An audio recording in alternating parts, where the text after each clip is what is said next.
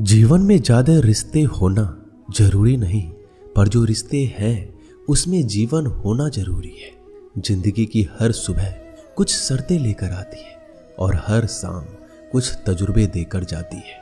तूफान भी आना जरूरी है जिंदगी में, तब जाकर पता चलता है कौन हाथ छुड़ाकर भागता है और कौन हाथ पकड़कर।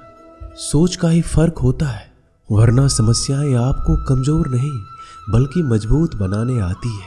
अकेले हो तो विचारों पर काबू रखो और सबके साथ हो तो जुबान पर काबू रखो। कोई भी रिश्ता अपनी मर्जी से नहीं जुड़ता, क्योंकि आपको कब कहां किससे मिलना है यह ऊपर वाला तय करता है। मान और सम्मान की लड़ाई में कभी अकेले रहना हो तो रह लेना, लेकिन किसी के सामने खुद को टूटने मत देना, क्योंकि जब खुद का सम्मान करोगे तभी दूसरों से सम्मान पाओगे। दिल साफ और मकसद सही हो तो यकीन रखो किसी न किसी रूप में ईश्वर आपकी मदद करते हैं। कभी भी किसी पे आंख बंद करके भरोसा ना करें, क्योंकि दुनिया इतनी भी अच्छी नहीं है कि आपके भरोसे को कायम रख सके। खत्म तो सब धीरे धीरे होता है, बस पता अचानक लगता है। मुश्किल वक्त दुनिया का सबसे बड़ा जादूगर है, क्योंकि वह एक पल में आपके चाहने वालों के चेहरे से नकाब हटा देता है। गलती जीवन का एक पन्ना है, लेकिन रिश्ता पूरी किताब है। जरूरत पड़ने पर गलती का एक पन्ना फाड़ देना, लेकिन एक पन्ने के लिए पूरी किताब को मत खोना। किरण चाहे सूर्य की हो या फिर आशा की, जीवन के सभी अंधकार मिटा देती है। सब्र और सच्चाई एक ऐसी सवारी है जो कभी अपने सवार को गिरने नहीं देती, ना किसी के कदमों में ना किसी के नजरों में। अकेले चलना और आगे बढ़ते रहना आसान नहीं होता, लेकिन अगर हार ना मानी जाए, अपने आप को धोखा ना दिया जाए, तो आखिर में एक बेहतरीन कामयाबी हासिल होकर ही रहती है। अकेले चलना बहुत मुश्किल होता है, बहुत ही ज्यादा मुश्किल, लेकिन अकेले उठाया हुआ हर एक कदम तुम्हारे इरादों को मजबूत बनाता है, तुम्हारे व्यक्तित्व को निखारता है। श्री कृष्ण कहते हैं, हर वो इंसान जो अपनी लड़ाई अकेले लड़ रहा है, अपना रास्ता अकेले तय कर रहा है, लोगों की कड़वी और चुभती हुई बातों को अकेले सह रहा है, बस अपने रास्ते पर चलते रहो और आगे बढ़ते रहो। मैं तुम्हारा साथ अवश्य दूंगा। जिंदगी कमाई दौलत से नहीं मापी जाती, अंतिम यात्रा की भीड़ बताती है कि कमाई कैसी थी। सत्य केवल उनके लिए कड़वा होता है जो लोग झूठ में रहने के आदी हो चुके हैं। जिंदगी में जीतने के लिए जिद होनी चाहिए, हारने के लिए तो एक डर ही काफी है।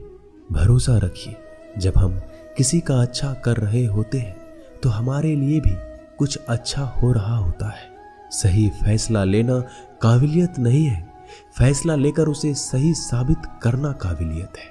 जैसे उबलते पानी में परछाई कभी नहीं दिखती, ठीक उसी प्रकार परेशान मन में भी समाधान नहीं दिखते। शांत होकर देखिए, सभी समस्याओं का हल मिल जाएगा। संसार में कोई भी मनुष्य सर्वगुण संपन्न नहीं होता, इसलिए कुछ कमियों को नजरअंदाज कर रिश्ते बनाए रखिए। जब किसी को किसी से रिश्ता खत्म करना होता है तो सबसे पहले वो अपनी जुबान की मिठास खत्म कर देता है।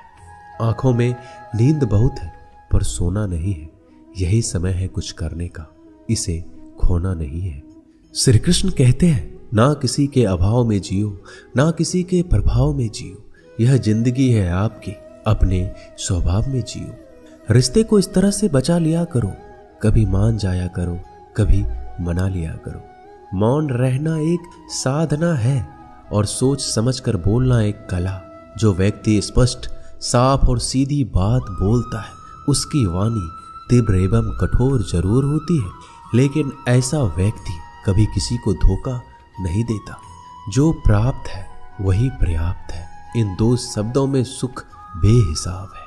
कर्म बहुत ध्यान से कीजिए, क्योंकि ना तो किसी की दुआ खाली जाती है, ना किसी की बद्दुआ। कभी याद रखना कि अगर ये दुनिया भेड़ियों का एक जंगल है तो तुम उन भेड़ियों के राजा हो। कहते हैं कि शिकार की तलाश में निकला भेड़िया उन भेड़ियों से ज्यादा भूखा होता है जिन्होंने अपने शिकार को पा लिया हो। तो तुम्हें बस इसी भेड़िए की तरह बनना है जो अपने शिकार की तलाश में भूखा हो। उसका दिमाग तेजी से काम कर रहा हो कि भूख कैसे मिटाया जाए, और ये भूख है कामयाबी की, दूसरों से कुछ अलग कर दिखाने की भूख, लोगों की निंदा से परेशान होकर रास्ता ना बदलना, क्योंकि सफलता शर्म से नहीं साहस से मिलती है। जीवन में आपको रोकने टोकने वाला कोई है तो उसका एहसान मानिए, क्योंकि जिन बागों में माली नहीं होते वह बाग जल्दी उजड़ जाते हैं। जो लोग मन में उतरते हैं उन्हें संभाल कर रखिए, जो लोग मन से उतरते हैं उनसे संभल कर रहिए। बुद्धिमान लोग कभी इतिहास नहीं रचते, वो तो सिर्फ इतिहास को पढ़ते हैं। इतिहास तो पागल लोग रचते हैं जिन पर दुनिया हंसती है। जिंदगी में इन दो लोगों से हमेशा दूर रहना, एक जो व्यस्त रहने का दिखावा करता है और दूसरा घमंडी, क्योंकि खुद को व्यस्त दिखाने वाला व्यक्ति अपनी मर्जी से बात करेगा और घमंड वाला व्यक्ति अपने मतलब से याद करेगा। किसी को धोखा देकर ये मत समझो कि आप चालाक हो, ये सोचो कि उस इंसान को आप पर विश्वास कितना है। ये इंसान की फितरत है, यदि आप उसका एक बार सहायता ना करो तो वो आपके द्वारा पहले की गई सारी सहायताओं को भूल जाता है। घमंड के अंदर सबसे बुरी बात यह होती है कि वह सामने वाले को कभी महसूस नहीं होने देता कि वह खुद ही गलत है। हमेशा याद रखना कि समस्याओं का कोई आकार नहीं होता, वो तो आपके हल करने की क्षमता के अनुसार बड़ी या छोटी हो जाती है। इंसान को इंसान धोखा नहीं देता, बल्कि वो उम्मीदें देती है जो वो दूसरों से रखता है। जिंदगी में किसी को उतना ही तकलीफ देना जितना कि तुम खुद बर्दाश्त कर सको, क्योंकि तकलीफ देने में बहुत मजा आता है, लेकिन जब खुद के ऊपर आती है तो बहुत रोना आता है। जिंदगी में कोई भी इंसान अपने आप को ऐसे नहीं बदलता। जिंदगी में कुछ ऐसे हादसे हो जाते हैं जो उस इंसान को बदलने पर मजबूर कर देते हैं। किसी के सामने गिड़गिड़ाने से ना तो इज्जत मिलती है और ना ही मोहब्बत। इसलिए अपने स्वाभिमान को हमेशा बनाए रखना। यदि आप में काबिलियत होगी तो वह खुद चलकर आपके सामने आएगा। नाराज मत होना कभी ये सोचकर कि काम मेरा और नाम किसी का हो रहा है। यहाँ सदियों से रुई और तेल जलते हैं, लेकिन लोग कहते हैं कि दीपक जल रहा है। यदि आपके सपने बड़े हैं तो फिर आपके संघर्ष कैसे छोटे हो सकते हैं। यदि कोई आपका विश्वास तोड़ता है तो आप उसका धन्यवाद करना, क्योंकि वही आपको सिखाता है कि विश्वास किसी पर बहुत ही सोच समझ कर करना चाहिए। यह इंसान बहुत ही खुदगर्ज है। जब किसी को पसंद करता है तो उसकी बुराई नहीं देखता, और जब किसी को नापसंद करता है तो उसकी अच्छाई नहीं देखता। जो दोगे वही लौट कर आएगा, फिर चाहे वह इज्जत हो या धोखा। दुआ कभी साथ नहीं छोड़ती और बद्दुआ कभी पीछा नहीं छोड़ती। डरिए मत कि हम गलती कर बैठे तो क्या होगा, क्योंकि गलतियों से ही तो सीखोगे। गलतियों से तो खुद का तजुर्बा आएगा। हारेंगे तो सीखेंगे और जीतेंगे तो सिखाएंगे। कई बार लोग कहते हैं कि मेरा तो समय ही खराब चल रहा है, मुझे समझ नहीं आता मैं क्या करूं, कैसे अपने बुरे समय को अच्छे समय में बदलूं। सच तो ये है, आपको एक चीज जो बुरे समय में जरूर करनी चाहिए और बहुत से लोग ये चीज करना छोड़ देते हैं। चलिए इसे समझते हैं इस कहानी के माध्यम से। एक बार एक बहुत ही गरीब किसान था। वह गरीब था, मेहनती था, खुश था। वह रोज सुबह उठकर भगवान से केवल 10 मिनट मंदिर में जाकर भगवान के आगे हाथ जोड़कर प्रार्थना करता था। उस किसान की पत्नी भी हर रोज किसान के साथ मंदिर जाती। प्रार्थना करके वो सारा दिन अपने खेतों में काम करता। उसका जीवन बहुत ही अच्छा चल रहा था। अपनी मेहनत की कमाई से वो कुछ ज्यादा नहीं कमा पाता था, लेकिन फिर भी जितना कमाता था उसमें से कुछ पैसे लोगों की भलाई में लगा देता था। एक बार उनके गांव में एक बीमारी फैल गई। किसान का इकलौता लड़का बहुत बीमार हो गया। किसान के गांव में इस बीमारी के इलाज के लिए कोई अच्छा डॉक्टर नहीं था। पास के शहर में उस लड़के को ले जाया गया। शहर के इस अस्पताल का इलाज बहुत ही महंगा था। उस बेचारे किसान के लिए अस्पताल की, डॉक्टर की फीस, दवाइयों का खर्चा आदि दे पाना बहुत मुश्किल था। किसान दिन प्रतिदिन हिम्मत हारता जा रहा था। एक दिन अस्पताल में बैठे बैठे वो इतना हताश हो गया कि वह जोर जोर से रोने लगा और कहने लगा, पता नहीं किस चीज का बदला ले रहे हैं भगवान। कभी वो खुद को कोसता तो कभी परमात्मा को। पर किसान की बीवी को अटूट विश्वास था परमात्मा पर। परमात्मा उनको इस मुसीबत की घड़ी में मदद करने जरूर आएंगे। पर किसान को आशा की कोई किरण नजर नहीं आ रही थी। अस्पताल की कुछ ही दूरी पर एक मंदिर था। किसान की पत्नी उस मंदिर में हर रोज प्रार्थना करने जाती। पर किसान का दिल नहीं करता प्रार्थना करने को। डॉक्टर ने किसान से कहा उसके बच्चे के इलाज के लिए 10,000 की आवश्यकता है, पर किसान के लिए इतनी बड़ी रकम इकट्ठा कर पाना असंभव था। किसान की पत्नी अब भी मंदिर जाती थी।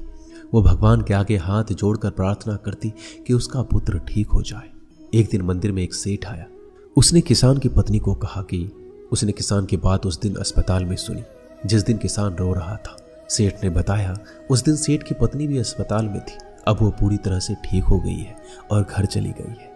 सेठ को बातों ही बातों में पता चल गया कि किसान को 10,000 की आवश्यकता है, तो सेठ ने तुरंत अपने जेब से पैसे निकाल कर देते हुए कहा कि उसके पास इस समय 10,000 ही है और वो रख ले। साथ में सेठ जी ने कागज पर अपना पता लिखते हुए कहा अगर आपको और पैसों की आवश्यकता हो तो बेहिचक मांग लेना।